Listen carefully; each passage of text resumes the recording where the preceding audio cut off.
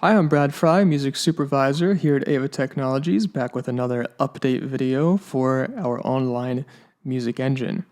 Got a lot of stuff today. We've got new Cyberpunk ensembles, new synthesizer sounds, and improvements to the harmonic development of the pieces you generate. So I want to start off with the new Cyberpunk ensembles. So there's actually three new ensembles spread across three different presets. So if you go to the simplified view, when you create tracks, you'll see new Cyberpunk.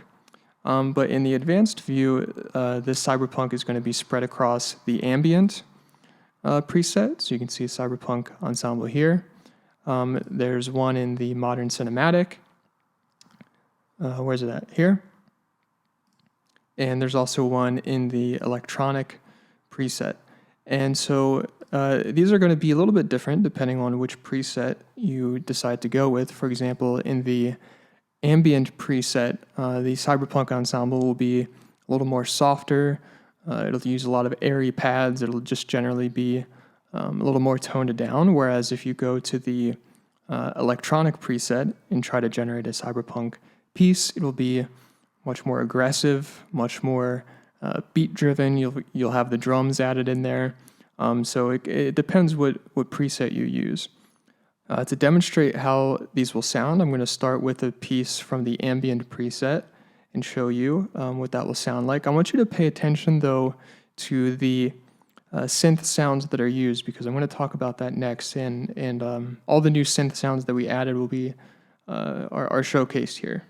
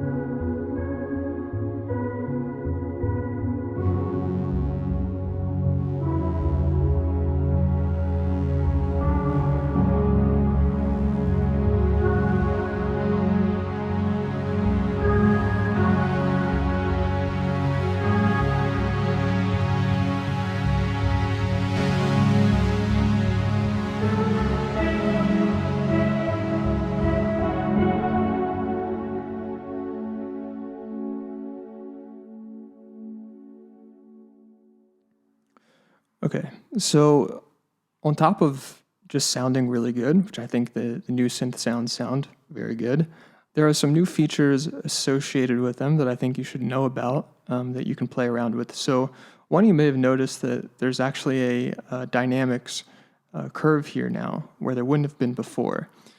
And that's because the new synths will actually react to those dynamic curves in a kind of interesting way. So if you have the dynamic curve down here in the pianissimo range, what's going to happen is the synth sound is going to be softer. There may be, for example, a low-pass filter applied. The attack may be a lot softer, on top of the synth just being a bit quieter, I think. Whereas if you draw the dynamics curve going up, then at the top of that dynamic range, the synth sound may become more distorted and saturated. It may become a lot sharper in its attack, and just generally more aggressive sounding. And so what's cool about that now is when you draw these curves, the synth sounds will react in what I think is a very appropriate way to those curves, and it makes your compositions more interesting over time, I think. So to kind of demonstrate that a little bit more, I'm going to go to another track that I generated with the electronic Cyberpunk ensemble. And so if I go to the piano roll, before I play it, I just want to show you what to listen for. If you look at this bass line, this will just repeat a bunch of times over the course of a minute. And in the beginning, I've drawn the dynamics curve just so that it's a straight line, so it doesn't change. So you can hear it first two times just where nothing changes. And then I've just drawn the line straight up to the top, so you can hear how it changes across those three sections.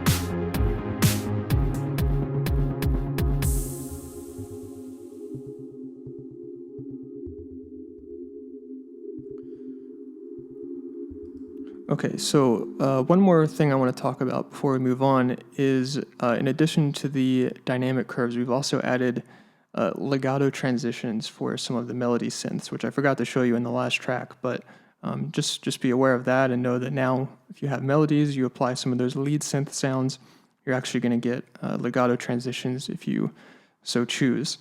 So hope this kind of demonstrated that new dynamic curve feature that you can play around with. As always, I would encourage you to go generate some tracks in these different ensembles and mess around with the new synth sounds. There are plenty to mess around with here. If you go to synth lead, synth chord, synth bass, synth arpeggio, synth pad, all of these ones at the bottom, you'll see some new sounds that you can play with. Moving on from that, the next feature I want to talk about is changes to the way that the compositions will be varied across the course of one piece and developed. So if I take you to the piano roll for this next piece, if I zoom in here and you look at the top where the chord symbols are, okay, take a look at this A section and the chord symbols that you see here.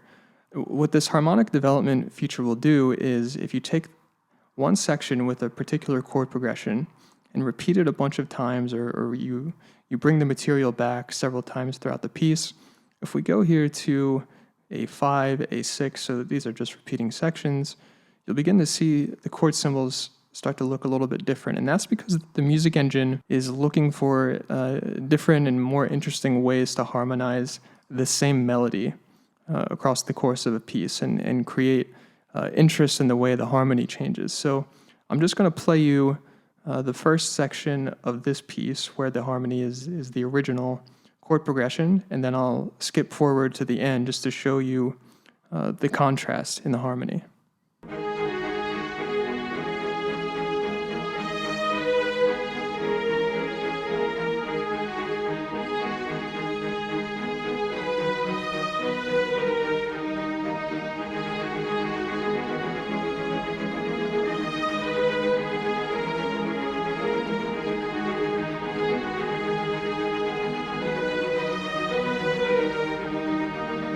Okay, so those were the first two sections with the original chord progression underneath it, and then let's say we skip to A6 and A7 and see the difference.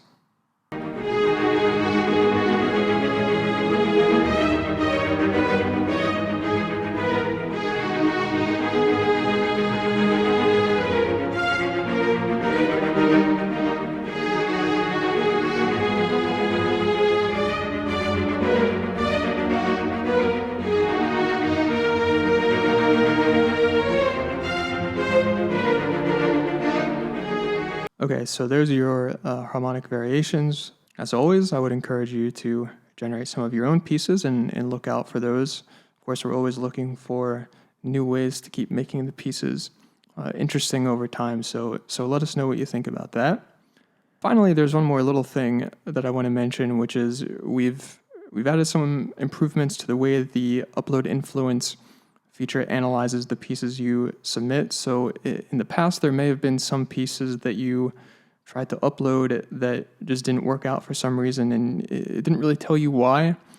If that happened to you, try it again now and see if you're able to generate a piece. We've just tried to reduce the friction there and help some of those pieces actually successfully generate.